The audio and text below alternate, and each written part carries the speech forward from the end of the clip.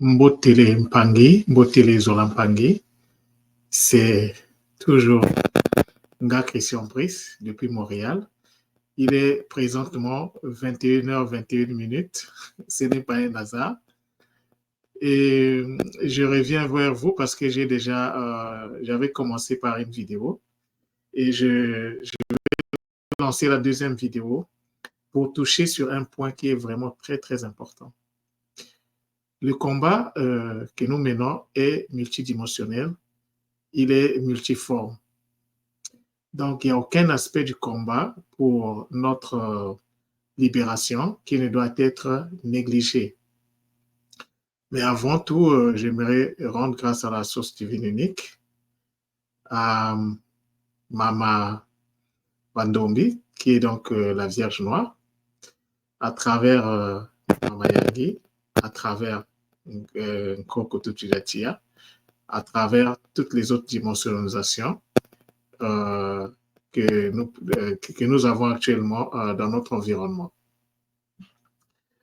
Alors, donc, nous n'avons pas l'habitude, moi personnellement, le panafricanisme, comme c'est le titre de mon intervention maintenant, on n'en parle pas souvent à l'école, on n'en fait pas nécessairement un point focal de notre communication, mais on en parle quand même de façon sous-entendue.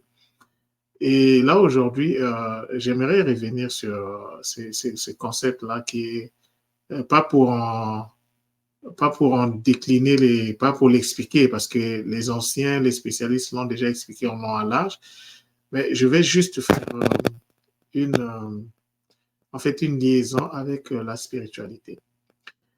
Mais avant de le faire, je vais revenir sur un exemple. En fait, je vais voir un peu qu'est-ce qui s'est passé dans le cours de l'histoire, parce que le panafricanisme, c'est tout un cheminement qui a commencé dans la diaspora et qui finalement a fini par rejoindre le continent. Donc, l'une des figures de proue du panafricanisme, c'est notre ancêtre, notre grand-père, Marcus Garvey. Et Marcus Garvey avait été arrivé à mettre en place l'une des plus grandes associations, l'une des plus grandes communautés que l'Afrique n'avait jamais réussi à faire depuis la chute de l'Égypte antique. Alors qu'il a mis donc cette organisation en place qui comptait des milliers de personnes, et ils avaient pu mobiliser les sources, les finances pour mettre en place des activités financières et créer des compagnies et tout ça. Et ça marchait très bien. Mais ils avaient été, d'après les explications que les aînés nous donnent, ils avaient été infiltrés par les services secrets américains. Et de cette infiltration, ils ont profité juste d'une petite erreur. Nous sommes des humains, nous faisons tous des erreurs. Donc, on les a accusés de tout et de rien. Et donc, l'organisme a été attaqué. Après, ça s'est presque éteint. Et notre ancêtre, notre grand-père Marcus Garvey, s'est retrouvé, donc, il est mort à Londres. Et avant sa mort, il avait donc pu avoir la connexion avec les Julius Nyerere et les autres qui étaient partis à cette époque étudier en Angleterre. Et donc, je pense qu'à ce moment-là, c'était fait la passation. Mais il y a un aspect sur lequel on ne s'apaisantit pas. Mais pourquoi pourquoi il n'a pas réussi dans cette entreprise qui était noble, qui était salutaire pour le devenir donc du peuple mélanoderme? La raison, elle est très simple. La raison, c'est parce que la tradition africaine ou la tradition Congo, tradition dont je suis issu, nous parle des 3 piliers de la tradition. C'est-à-dire que toute la tradition est fondée sur 3 piliers. Il y a le pilier donc qu'on appelle Nsaku, le pilier donc spirituel. Il y a le pilier qui concerne tout ce qui est connaissance, tout qui concerne tout ce qui est métier, tout ce qui est art. Et le 3e pilier, c'est le pilier donc le Padu, ça c'est le 2e pilier. Et le 3e pilier, c'est le pilier communautaire qu'on appelle Dzinga. Si vous n'êtes pas fondé sur ces 3 piliers, ce que vous allez faire, ça ne va pas tenir. Si vous êtes fondé sur 2 piliers, au lieu de 3, ça ne va pas tenir. Parce que en Kikongo, on dit ceci, Makuku Matatu Malamba Congo. C'est-à-dire que le Congo ici est pris comme une nourriture que les gens doivent consommer à la fin. Mais pour préparer cette nourriture-là, il faut les 3 piliers. Les Bakoko Matatu, pour ceux qui ne le savent pas, on les représente par les 3 pierres qu'on retrouve souvent dans les cuisines de nos mamans au village, au pays, en Afrique.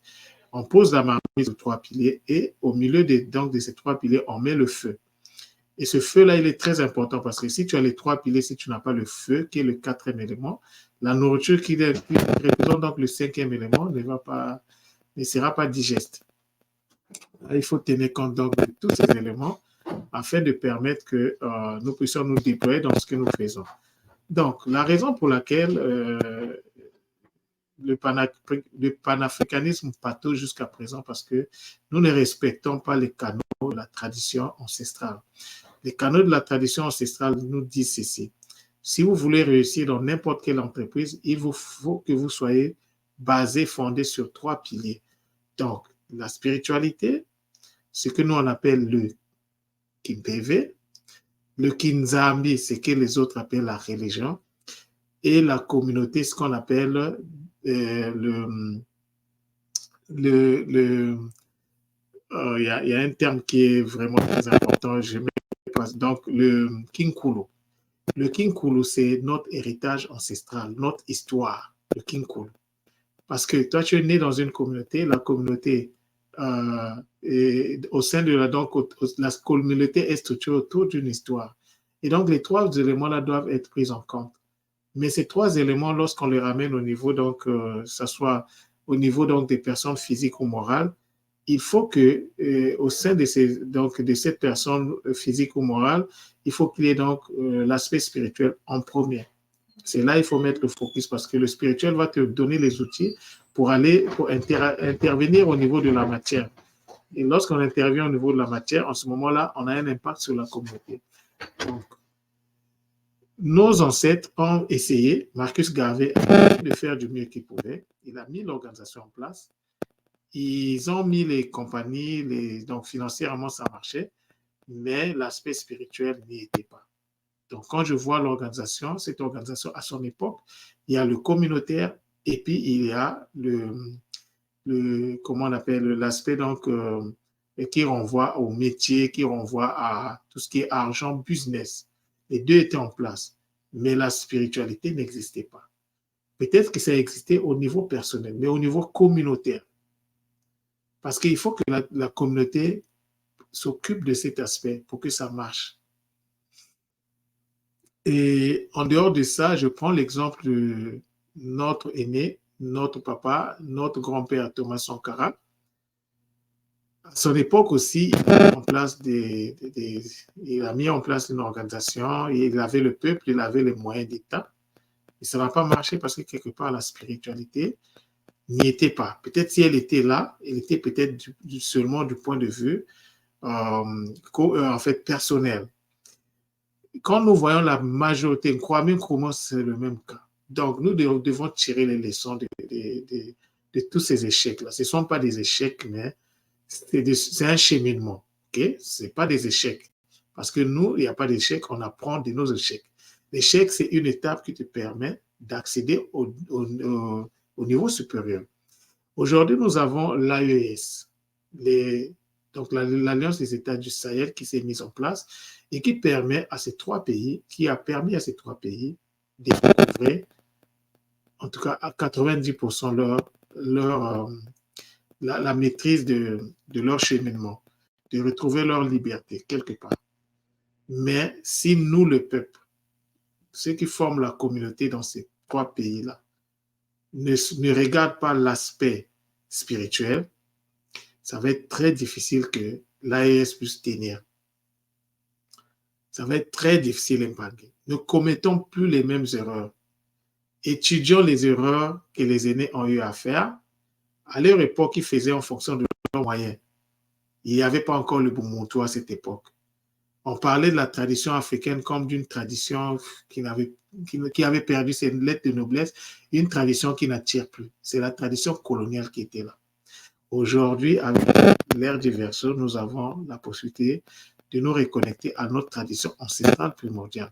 Alors, nous devons remettre les bases pour que tout ce que nous allons entreprendre, que ce soit au niveau personnel, que ce soit au niveau familial, que ce soit au niveau communautaire, puisse se fonder, puisse avoir une fondation solide, puisse être bien structuré et permettre à l'élévation.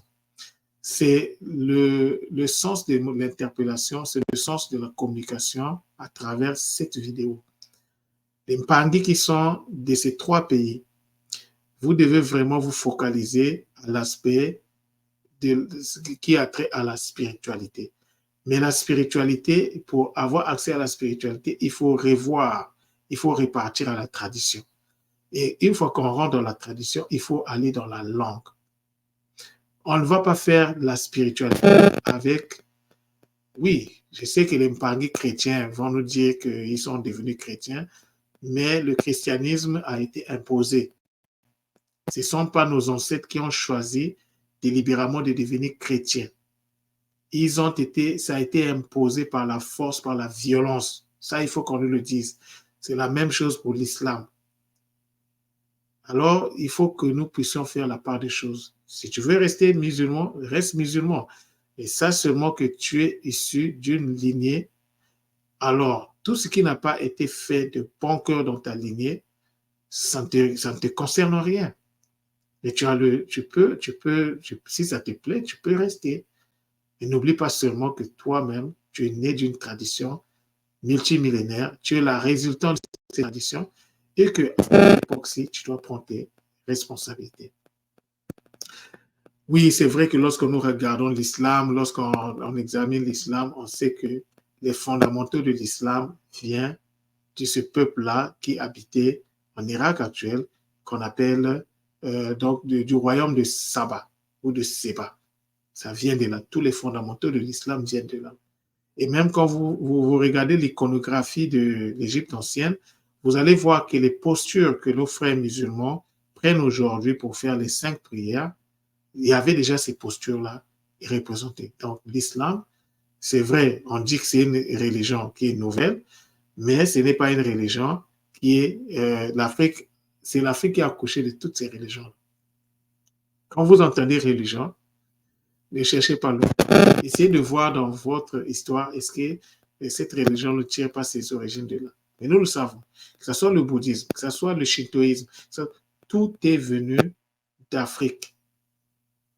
Mais la seule chose à savoir, c'est que nous devons maintenant regarder, nous devons répartir sur les nouvelles bases afin que nous puissions chacun de nous prendre notre place.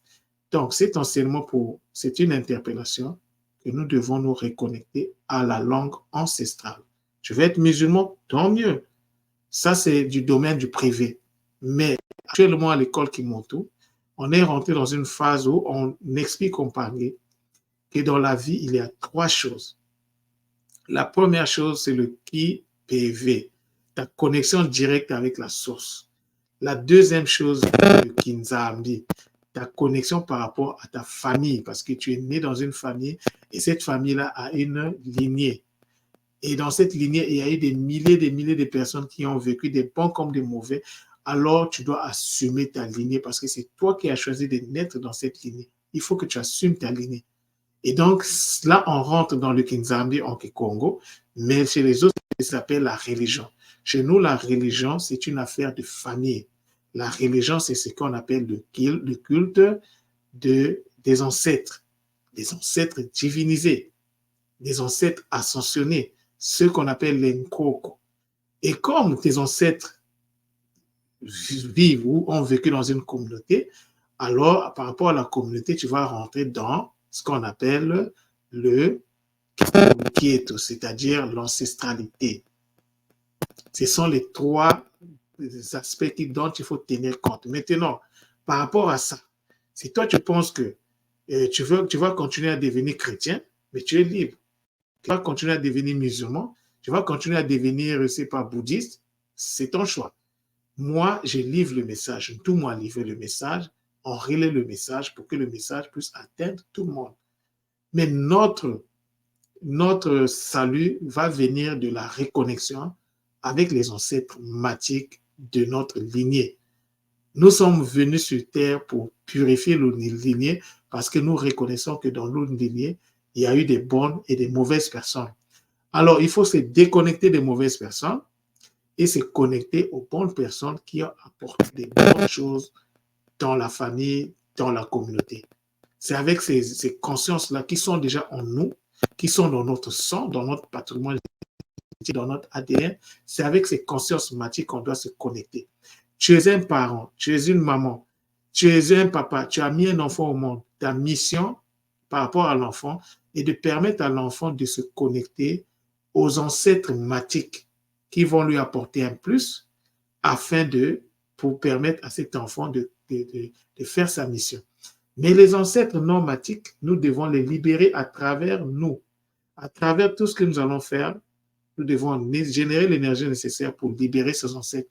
Et quand nous libérons ces ancêtres qui sont emprisonnés, bien sûr, à travers notre ADN, à travers notre chair, à travers notre sang, ces ancêtres aussi vont nous être redevables parce qu'on les a libérés, parce qu'ils souffrent de là où ils sont. Et nous ne le rendons pas. Nous sommes ici pour aider ceux-là qui n'ont pas pu faire le Kunaka, l'ascension. À travers nous, ils vont se libérer. Donc, nous venons sur Terre pour purifier la lignée. Et quand nous les libérons, ils nous donnent les capacités. Ceux-là, même ceux qui étaient mauvais, mais il y en avait qui étaient des voyants, qui guérissaient, qui faisaient des choses extraordinaires. Mais vu qu'ils n'ont pas eu la note de passage pour aller pour répartir donc à la 4e dimension, alors ils sont bloqués. Il y en a qui sont bloqués depuis des millénaires. Bloqués depuis des millénaires, ils sont là. On ne s'en occupe pas. Les morts de nos familles, on doit s'en occuper. On doit se poser la question, l'ancêtre qui est mort, le grand-père qui est mort, il est où? L'école qui monte aujourd'hui a des outils pour aller vérifier. Ta maman qui est décédée, ton papa qui est décédé, est-ce que tu te préoccupes de lui? Où est-ce qu'il est? Même s'il ne va pas faire le Kunaka, mais il faut lui donner la possibilité de se réincarner. Mais pour se réincarner, il ne doit pas être emprisonné là où ils sont. C'est dur, ce monde-là n'est pas aussi facile que ça. Donc, nous avons cette mission-là. Alors, pour que cette mission-là puisse s'accomplir, nous devons nous reconnecter vraiment à la sagesse de la tradition. Mais la sagesse de la tradition, nous allons nous reconnecter à travers la maîtrise de cette tradition. Et la maîtrise de la tradition se fait à travers la langue. Tous les outils sont dans la langue. Donc, les Mpangi qui sont dans le panafricanisme, je vous interpelle. Je ne vous demande pas de venir à l'école Kimoto. Mais si vous venez à l'école Kimoto, c'est tout bien. Parce que ça va vous permettre de comprendre en fait ce que vous êtes en train de faire. Cependant, je vais vous dire quelque chose. Les Mpangi qui sont généralement, comme on dit dans le panafricanisme, ils ont aussi un pied dans l'égyptologie. L'égyptologie, je suis désolé de le dire, mais en famille, on doit se dire aussi, on doit parler vrai. L'égyptologie, c'est donc l'accès à notre culture à travers le paradigme extérieur. Mais ce n'est que normal parce que notre regard a été tourné vers l'extérieur. Tout ce que nous faisons, nous le faisons à partir de ceux que nous ont réduits en esclavagisme, en esclavage ou qui nous ont transformés en colonisés. Donc, c'est de ce paradigme-là, on doit utiliser le paradigme de ceux qui nous dominent pour revenir à la maison. Mais une fois que tu reviens à la maison, tu te débarrasses de ce qui t'a permis de revenir à la maison. Puisqu'à la maison, tu as ta langue, puisqu'à la maison, tu as les outils qu'il faut, la tradition, alors tu te reconnectes à ta tradition pour activer les capacités qui sont en toi. Et une fois que tu actives les capacités qui sont en toi, tu te reconnectes à la source. Et ça ne peut pas se faire sans le Kimoto. Ne perdons pas notre temps à nous focaliser sur l'égyptologie. L'égyptologie, c'est un moyen qui nous permet de revenir à la maison. Et même si vous voulez accéder à un niveau élevé de l'égyptologie, si vous voulez muter cette science-là en quelque chose vraiment de bénéfique pour la communauté, vous êtes obligé de vous reconnecter avec la langue ancestrale, votre langue maternelle. Peu importe quelle est cette langue-là. Le secret se trouve à ce niveau. Moi, votre Mpangi, Christian Brice aujourd'hui, j'ai commencé à donner les cours sur le Kikongo. Ce cours-là, c'est pour tout le monde. Les Congolais en premier. C'est ce que se disent Congolais-là. En premier. Si vous ne le faites pas, ne soyez pas étonnés qu'un Mpangi qui va venir de la Martinique, de la Guyane, de la Guadeloupe, va venir nous enseigner le Kikongo. Et ça sera que normal parce que eux, c'est aussi des descendants Congo. Ça veut dire qu'ils ont cette langue-là en eux.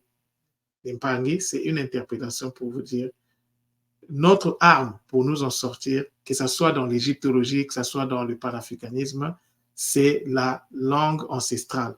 Et pour les Mpangui qui font l'égyptologie, par exemple, nous, on fait l'égyptologie à travers le Kikongo. C'est-à-dire, on se base sur le Kikongo pour comprendre quoi l'égyptologie. Mais c'est incroyable. Il y a par exemple un mot que je vais conclure par là, un mot que vous utilisez souvent, le noun, que vous définissez en tant que la source primordiale, l'eau primordiale. Maintenant, on l'Empangé. Oui, ça c'est par rapport à la vision extérieure de la tradition africaine. Mais quand quelqu'un qui est à l'école qui montre le noun, le N, renvoie à la conscience. Le OU, c'est l'énergie de l'enfantement.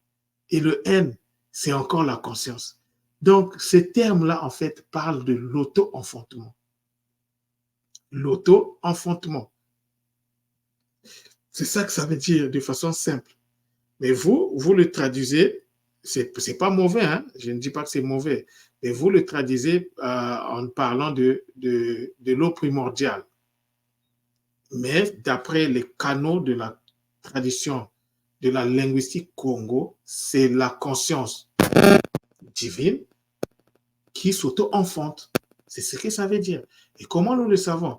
Nous le savons à travers donc les voyelles.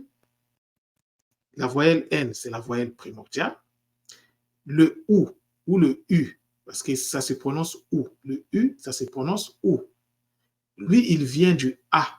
C'est une modulation du A, une transmutation du A, qui lui-même vient du I. Et le I, c'est la voyelle primordiale. La consonne primordiale, c'est le N. Le I, c'est la voyelle primordiale. Quand on parle du divin chez nous, de la conscience divine est symbolisée par la lettre N. Mais la conscience humaine également est symbolisée par la lettre N. Et à chaque fois que vous trouvez un mot Kikongo qui dans lequel il y a la présence du N au début du mot, ça veut dire que l'entité qui est là, qui l'incarne, c'est une entité qui est associée à une conscience, qui est vivante. Et pour ça, il y a beaucoup de choses. Donc, moi, je vous interpelle l'Empangé. Comme je disais, le combat, il est multiforme, il est multidimensionnel. Chacun vient avec les outils. Mais il y a une coordination que nous devons faire à travers la langue. Ce n'est pas un hasard aujourd'hui si on parle du Kikongo. Ceux qui connaissent la prophétie de Mfumukimbangu sur le Kikongo, il avait dit que c'est la langue qui va nous permettre, en fait, de nous reconnecter à nous-mêmes. C'est la langue de travail, en fait. Bon, au niveau de l'OUA, à l'époque, ils avaient dit il faut travailler avec les Swahili. Le Kiswahili ou le Swahili n'est qu'une variante du Kikongo. Il n'y a pas une langue qui s'appelle Kikongo. Le Kikongo, c'est un tout qui englobe différentes langues. Le Kikongo en tant que langue, c'est un tout qui englobe différentes langues. Donc, le Moshi, le Vili, le Kinyarwanda, le Burundi, toutes les langues africaines. Toutes les langues africaines, ce sont des langues Congo. Donc, ce débat sur la langue, on doit le clore. Il n'y a plus de débat. Celui qui pense qu'il a les éléments, bon, nous, on n'est pas dans les débats. Nous, on déclare que ceux qui ont des oreilles pour écouter, écoutent. Que ceux qui n'ont pas des oreilles pour écouter, assument aussi. Parce que tu parles que Congo, sans maîtriser la profondeur des mots que tu utilises, tu te mets résolument en danger. Je le dis et je le répète tout le temps. 80% des problèmes que nous avons au Congo vont commencer à disparaître lorsqu'on va commencer à savoir qu'est-ce que nous vocalisons. Lorsque nous parlons, quelles sont les énergies que nous mettons en jeu? Quels sont les mécanismes qui se mettent en place, qui s'activent derrière les mots? Parce que derrière les mots, un mot, ce n'est pas seulement un mot. C'est tout un monde. Un mot, c'est des entités derrière. Un mot, c'est des mécanismes. C'est de la mécanique derrière. Un mot, c'est de la science. Un mot, c'est le divin. À travers un mot, tu accèdes au divin. Un seul mot. À travers une voyelle, tu remontes au divin. À travers une consonne, tu remontes au divin. c'est un bonheur quand tu connais la langue maternelle. Donc, comme je disais dans l'une de mes audios, j'ai commencé l'enseignement de la langue Kikongo, mais je vais faire mon kaboula après sur cette aventure-là, mais c'est magnifique. Quand tu connais les langues, quand tu es en connexion avec les langues, en harmonie avec les langues, la langue te parle. Moi, je n'ai pas besoin d'un document. Je n'ai pas besoin de quoi que ce soit. Le seul document que j'utilise, et je vais vous le dire, c'est le dictionnaire. Mais j'utilise le dictionnaire juste pour retrouver les mots qui ne sont plus en circulation aujourd'hui. Et quand j'ai le mot, j'ai ma méthode. La méthode qui montre le décryptage des mots. C'est cette méthode-là que j'explique dans mes cours, que j'utilise pour pouvoir voir qu'est-ce qui est caché derrière les mots. Et quand tu accèdes à cette façon de travailler, le mot te parle. Le mot te livre des secrets. Les mots, c'est des codes. Les mots, c'est des mondes. C'est des codes que nous devons décoder. Mais comment le faire? À travers la compréhension. Quand tu comprends un mot dans sa profondeur, le mot active des potentialités en toi. Quand j'ai commencé cette aventure sur le Kikongo, je ne savais pas que j'allais arriver à ce niveau. Mais plus j'en parle, plus ma vision est claire, plus ma vision est large. Et c'est le bonheur, l'impact. C'est un sacerdoce que j'ai accepté et que j'assume avec bonheur et efficacité. C'est donc par ces mots très puissants que je vais vous dire Zola, Zola, Zola. Ceux qui veulent me contacter, vous pouvez le faire à travers Nungu, KMT, arrobas, yahoo.com. Nungu, c'est N-U-N-G-U, KMT, à commercial, yahoo.com. Vous pouvez aussi me contacter à travers notre compte WhatsApp Kimoko. Donc, si vous rentrez dans Kimoko, vous pouvez donc, sinon vous passez par l'école Kimoto qui pourra vous mettre à disposition mes coordonnées.